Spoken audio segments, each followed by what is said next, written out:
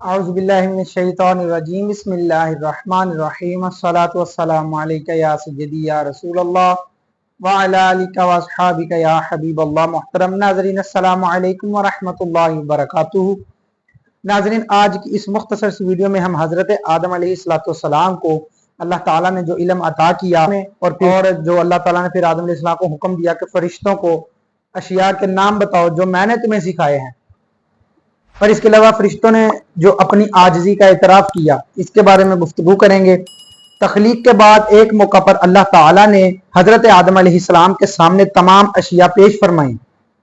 और बतौर इल्हाम आप अलैहिस्सलाम को इनके नाम, काम, सिफ़ात, खुसूसियात और उसूल उलूम, सनअतें सिखा दी। फिर ये तमाम चीज़ें फरिश्तों के सामने पेश करके फरमाया, अगर तुम अपने उस ख्याल में सच्चे हो,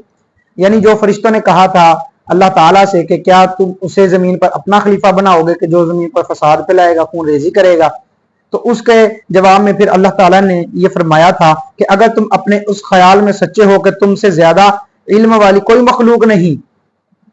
और खिलाफत के मुस्तहिक तुम ही हो, तो इन चीज़ों के नाम बताओ, क्योंकि खलीफा का काम इख्तियार इस्तेमाल करना, कामों की तदबीर करना और अदलो इंसाफ करना है,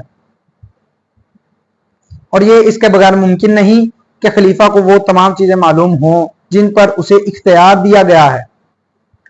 और जिनका उसे फैसला करना है। कुरान करीम में अल्लाह ताला ने इरशाद फरमाया, वअल्लमा आदमल अस्माअ कुल्लहा सुम्मा अरदहुम अलल मलाइकति फक़ाल अंबिऊनी बिअस्माइ हाउलाई इन कुंतुम सादिक़ीन।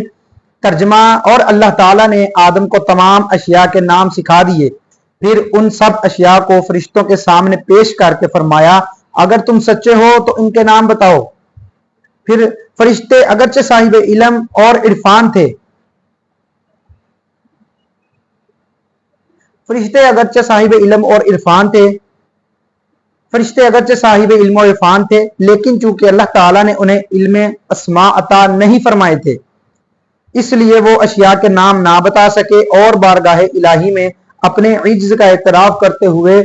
अर्ज गुजार हुए कि सुब्हानका ला इल्म लना इल्ला मा अल्लमतना इन्नका अंतल अलीमुल हकीम,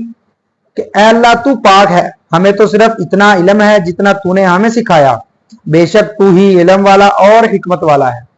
फरिश्तों के इतराफ इज्ज पर अल्लाह ताला ने आदम अलैहिस्सलाम से फरमाया, ऐ आदम, तुम फरिश्तों को उन चीजों के नाम बताओ।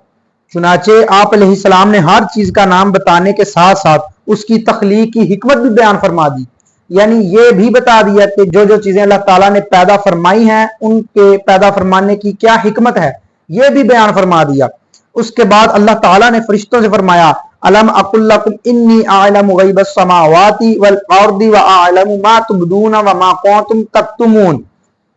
कि ऐ फरिश्तों, क्या मैंने तुम्हें ना कहा था कि मैं आसमानों और जमीन की तमाम छुपी चीजें जानता हूं